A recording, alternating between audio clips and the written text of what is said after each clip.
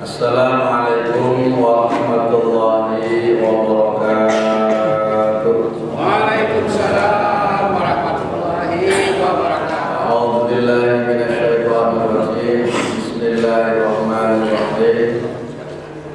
Alhamdulillahi rabbil alamin wal 'aqibatu lil muttaqin wala udwana illa 'alal zalimin. Faqad qala Allah ta'ala fi kitabihil karim. A'udzu billahi minasyaitonir rajim.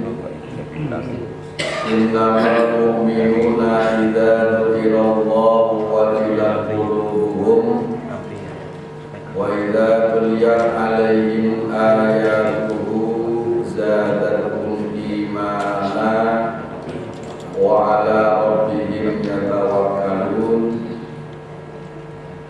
Waqad qala Allah ta'ala fi ayatil ukhra alladzina yunfiquna fis sarra'i wad dharra'i wal kadhimina al-ghaidha wal 'afina 'anil nas. Shadaqallahul 'azim.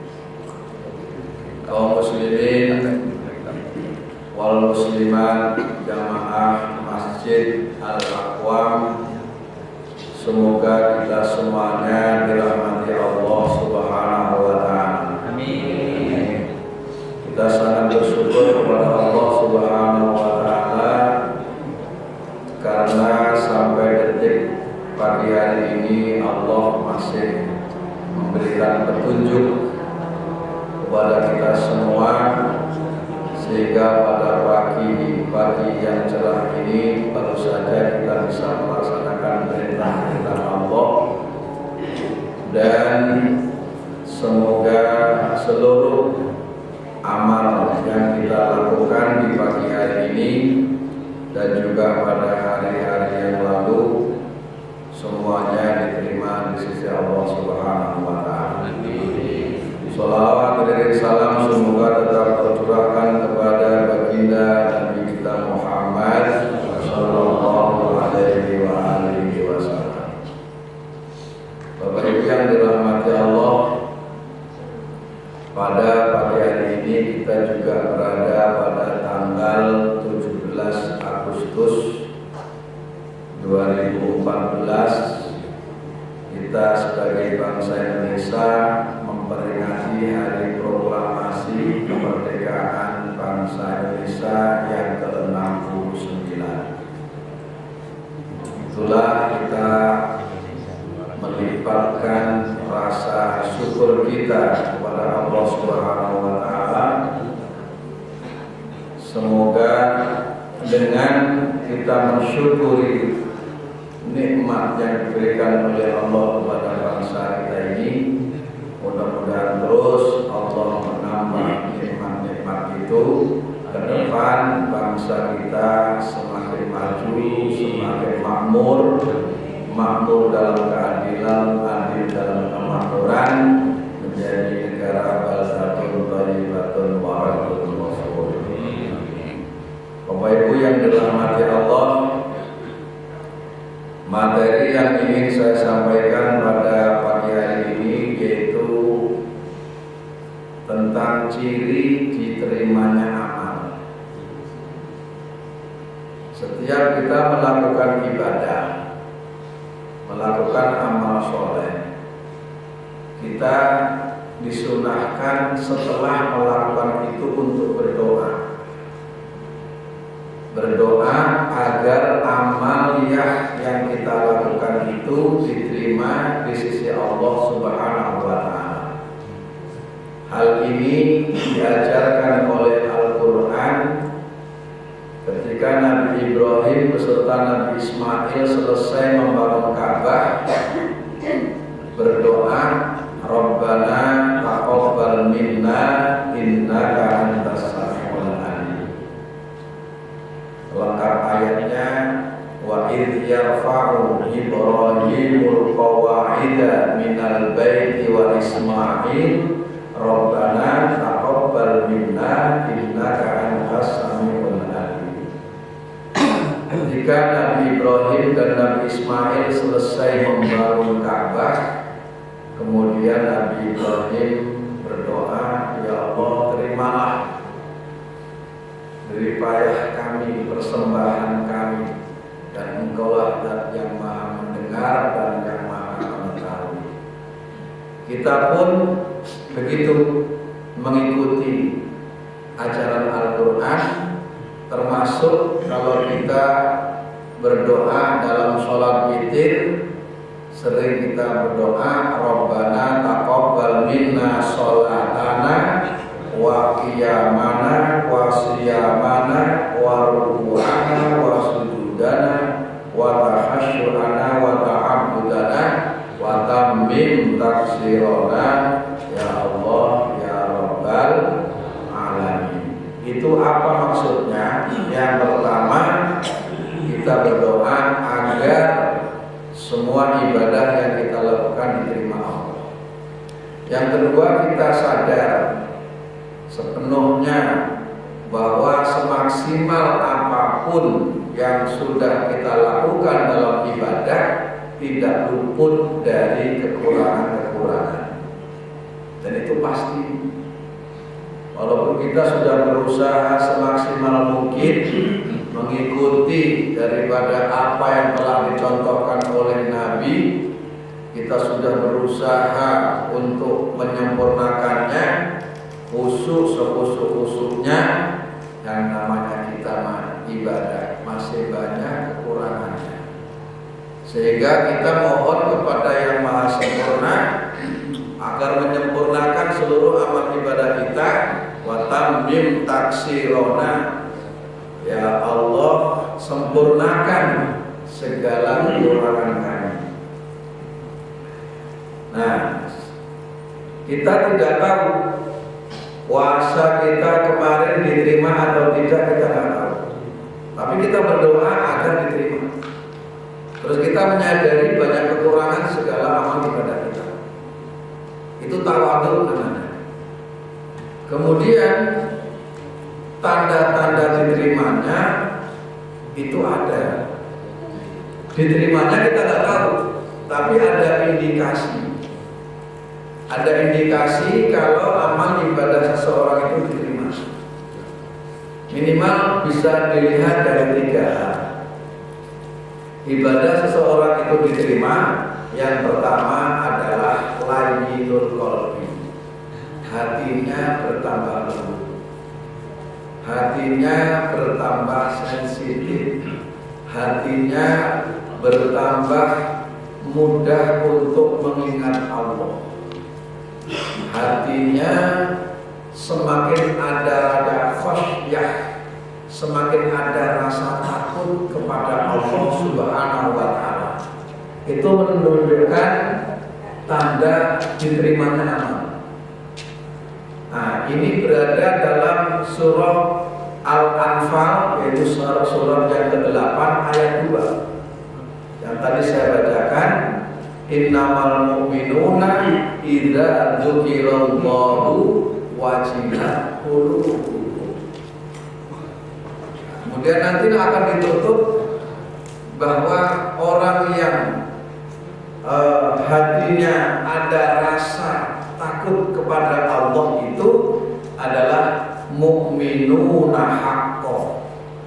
Di situ merupakan tanda bahwa orang itu amalnya diterima, yaitu semakin ada rasa takut kepada Allah.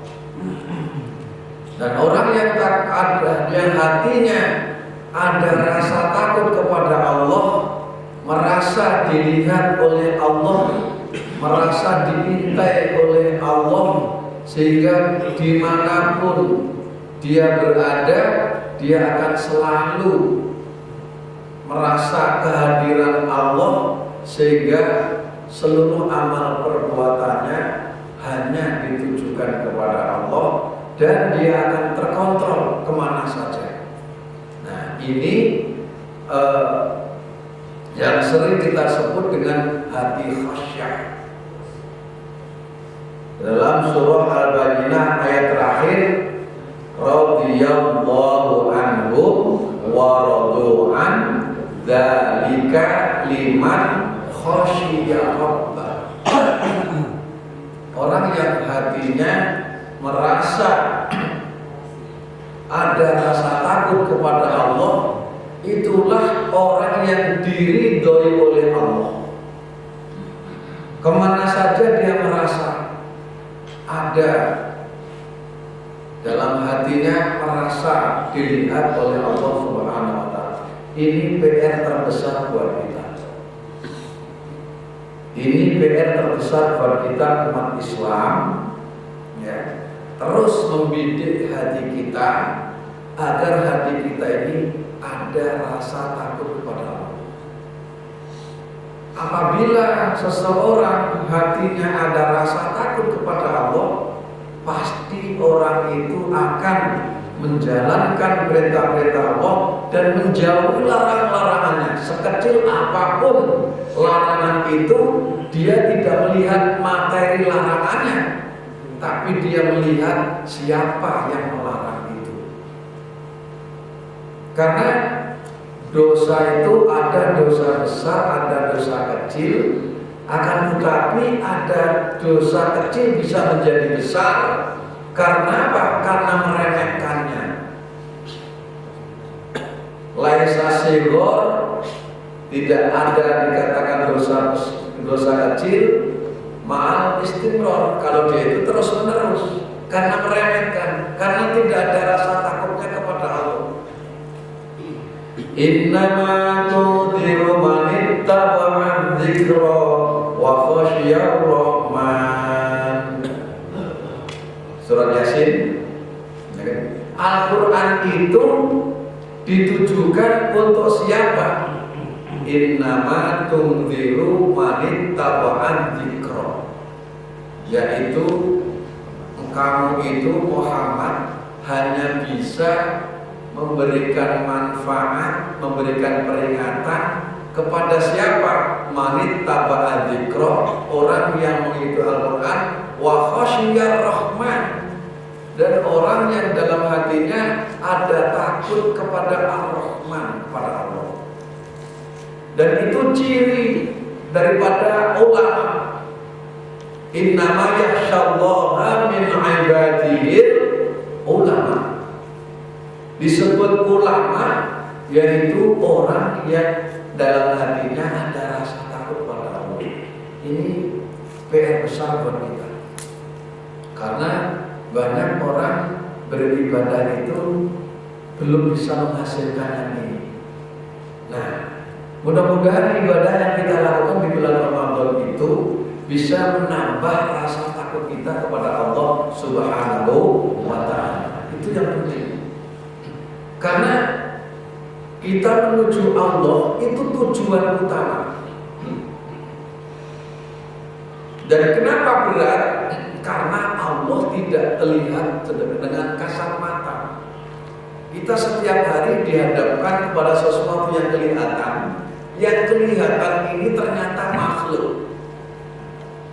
Justru yang nggak kelihatan zakat masa itu adalah Khalik, itu adalah Allah. Itu yang kita tuju. Kita dihadapkan dengan sesuatu yang kelihatan, tapi yang kelihatan itu bukan tujuan. Justru menjadi godaan dunia ini. Justru yang menjadi tujuan adalah Allah. Secara kasat mata Allah yang nggak kelihatan, jadi berat. Tapi itu tujuan. Yang kita lihat ini sesuatu yang ada, yang kita tuju, yang mengadakan yang ada, yaitu Allah.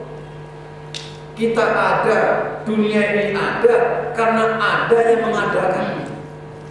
Yang mengadakan justru tidak kelihatan, tapi hanya tanda, bukti nyata adanya alam. Itu bukti nyata adanya yang menciptakan alam, yaitu Allah Subhanahu wa Ta'ala. Ini yang kita tuju. Di bulan Ramadan kita puasa, walaupun tidak ada orang, kita tidak berani makan dan minum. Itu menunjukkan kita percaya adanya yang mengawasi adanya Allah.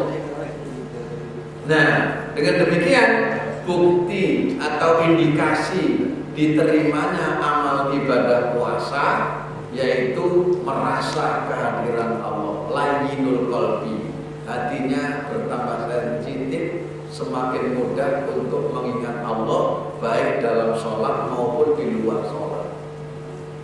Satu ini. Yang kedua apa? Yang kedua, ciri amal ibadah seseorang diterima itu ladzatul ibadah, yaitu merasakan nikmatnya ibadah. Kalau kita tanya pada diri kita sendiri, kita ibadah selama ini itu merasakan kenikmatan apa tidak? Kita puasa, merasa nikmat gak puasa? Kita sholat, merasa gak nikmat sholat? Kita baca Al-Quran, merasakan nikmat gak kita baca Al-Quran? Sedikit banyak pasti sudah ada, kita merasakan. Buktinya apa? Buktinya kalau kita tidak melakukan, itu hati kita gelisah. Puasa di bulan Ramadan, badan kita sehat, kita tidak dalam bepergian, lalu kita tidak puasa, hati kita gelisah. Sholat yang belum kita lakukan, padahal sudah masuk waktu, kita meninggalkan sholat, hati kita terasa gelisah. Itu berarti sudah ada tanda kita merasakan nikmat, merasa tenang kalau menjalankan ibadah. Itu sudah ada indikasi bahwa ibadah kita itu diterima.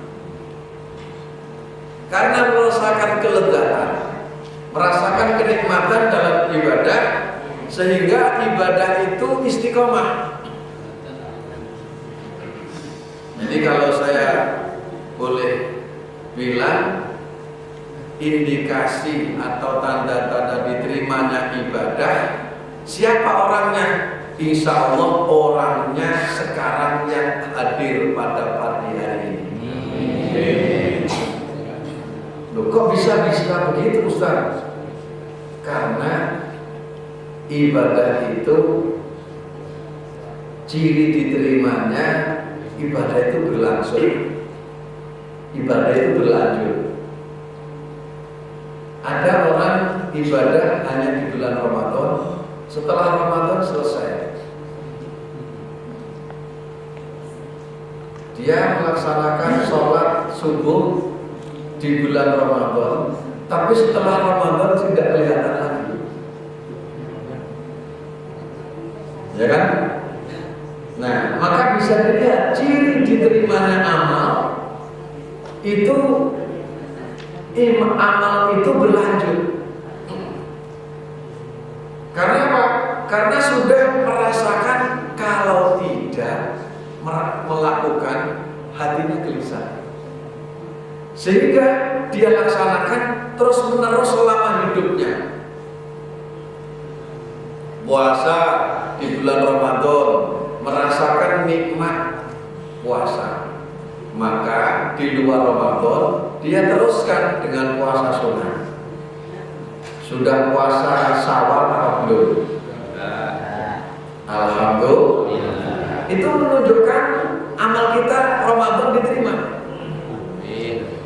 Karena apa? Buktinya amal itu dilanjutkan. Karena merasakan nikmatnya puasa, maka puasa dilanjutkan.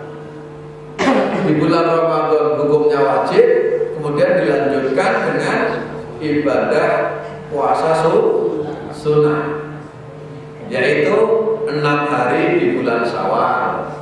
Sekarang Syawal tanggal berapa ini? 21. Berarti yang belum melaksanakan puasa Syawal masih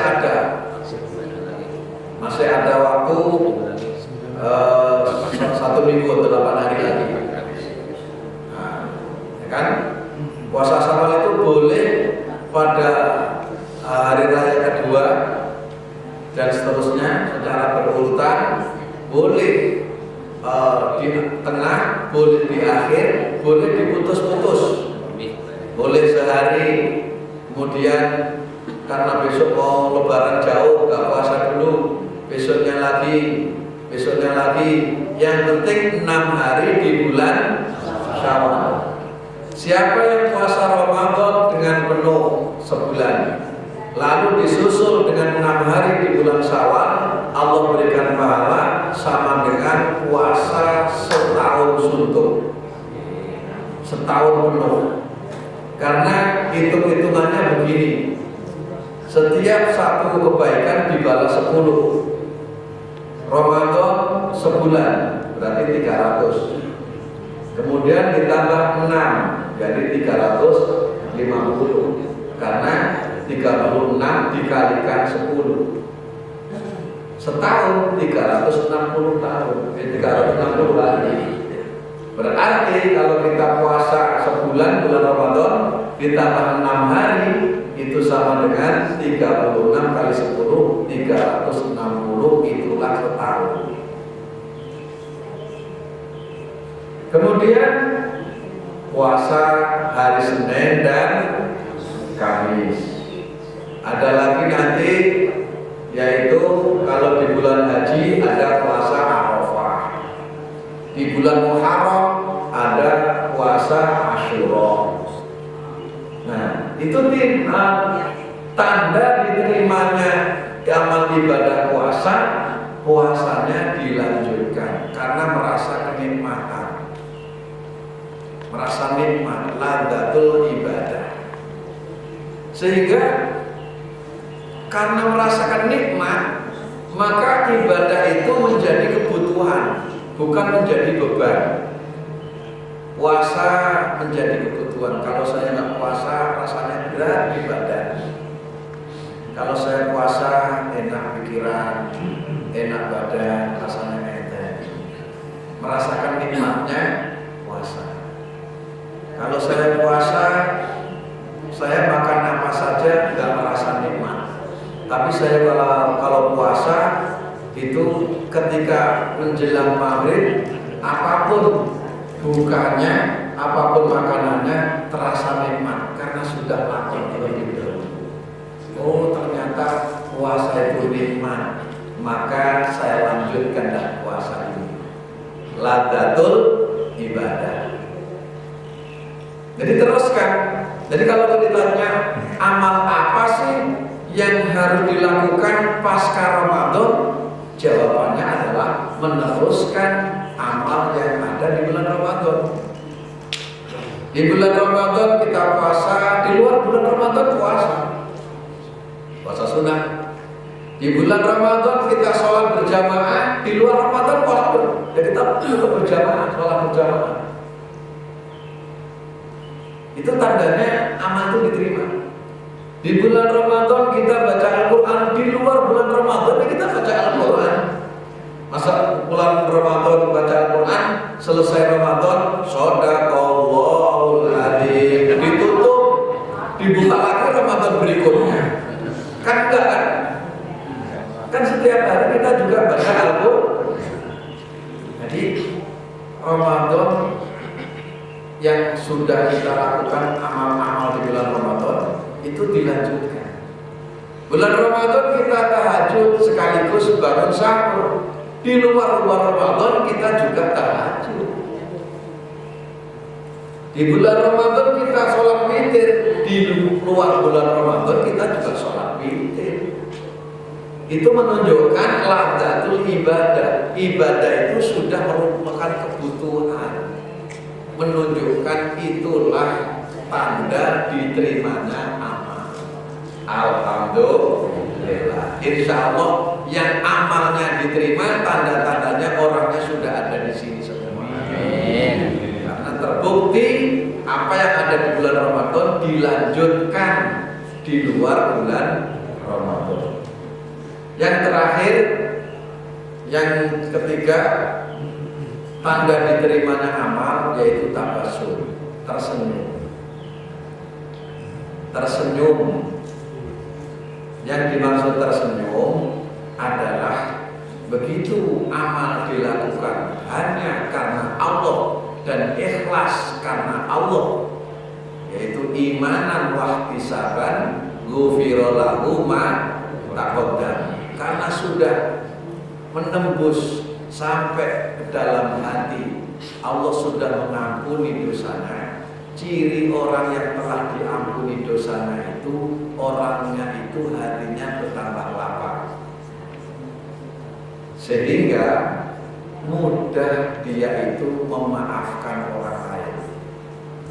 Sehingga halal bihalal, ya, halal bihalal yang dilakukan itu tulus sampai ke dalam hati. Dia jabatan tangan kepada saudaranya sesama muslim, jabatan tangannya tidak hanya sekedar nempel di tangannya, tapi nembus sampai ke dalam hati.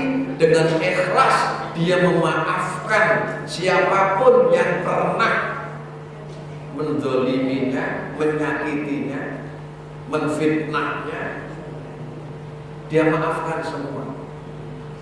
Kita sudah memaafkan orang yang pernah menyakiti kita apa belum? Apakah kita masih ada rasa dendam kepada sesama muslim? Apakah kita masih belum akur dengan saudara sampai hari ini? Apakah kita masih terus bencerengan kepada sesama pengurus masjid? Nah, itu pertanyaan yang harus dijawab oleh hati kita, bukan oleh lisan kita. Tabassum, tersenyum dari hati yang sangat dalam, dia itu memaafkan kepada semua orang yang pernah menyakitinya. Kenapa? Karena amalnya hanya karena Allah, sudah tidak terpengaruh lagi dengan lingkungan, dengan manusia. Sehingga kemana saja dia itu lapang. Dia menyadari dengan orang yang beda dengan dia. Dia melapangkan hatinya kepada siapa yang tidak sama dengan dia, sehingga dia tidak terbelenggu. Hatinya sudah tidak terbelenggu lagi dengan kedengkian, kebencian, perbedaan, segala macam. Ini yang dimaksud dengan surah Ali Imran ayat ke-134. Alladzina yunfikuna fis-sarra wad-dharra wal kadhiminal ghaidha wal 'afina 'anil nas. Memaafkan manusia. Wallahu yuhibbul muhsinin, dan Allah menyukai orang-orang yang berbuat ihsan. Siapakah orang yang ihsan itu? Yaitu orang yang memaafkan kesalahan orang lain. Kalau orang lain benci dibalas dengan kebencian. Kalau orang lain menyakiti dibalas dengan menyakiti lagi. Kalau orang lain memukul dibalas dengan pukulan. Kalau balasannya itu satu-satu, itu masih dalam kategori adil. Ihsan itu lebih daripada adil. Ihsan itu di atas adil. Kalau ada orang kita tegur, dia tidak mau, kemudian kita balas, ya udah kalau begitu saya tegur-tegur lagi. Orang dia ditegur dia nggak mau, itu kita adil. Adilnya apa? Karena dia ditegur nggak mau, ya saya jadi nggak tegur. Dia memukul kita satu kali, ya saya balas satu kali. Kalau dia memukul satu kali, kita balas dua kali, yang satu kalinya sudah zalim, karena sudah tidak sesuai. Kalau adil kan sesuai.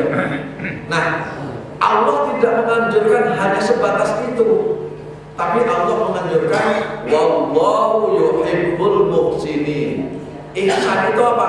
Ihsan itu adalah di atas keadilan, melebihi daripada adil.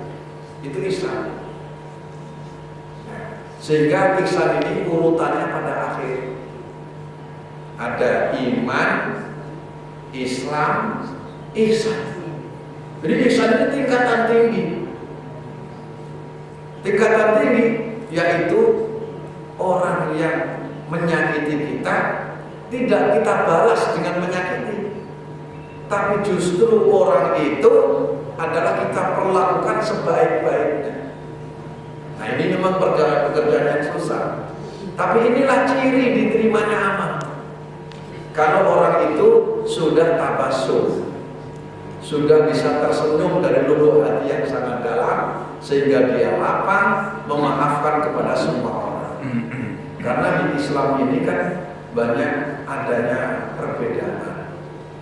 Sesungguhnya perbedaan itu harus disikapi dengan lapang dada, dan itu disebut dengan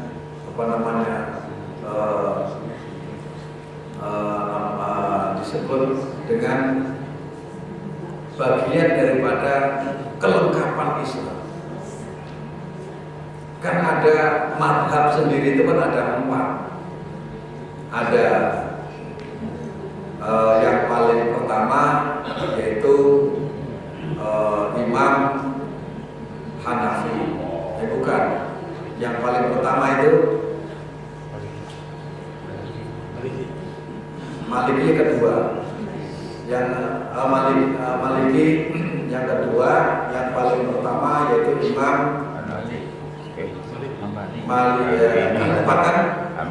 Hambali, Syafi'i, Imam Hanafi yang paling tinggi.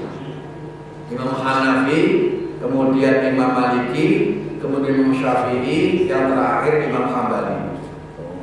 Nah, ini imam 4 ini imam fikih, dan dia disebut madhab, ya, madhab dalam Islam, dan ini sudah diakui dunia. Dan mereka ini bedanya hanya dalam urusan furu'iyah, bedanya hanya dalam urusan yang sunnah-sunnah. Urusan yang wajib tidak beda.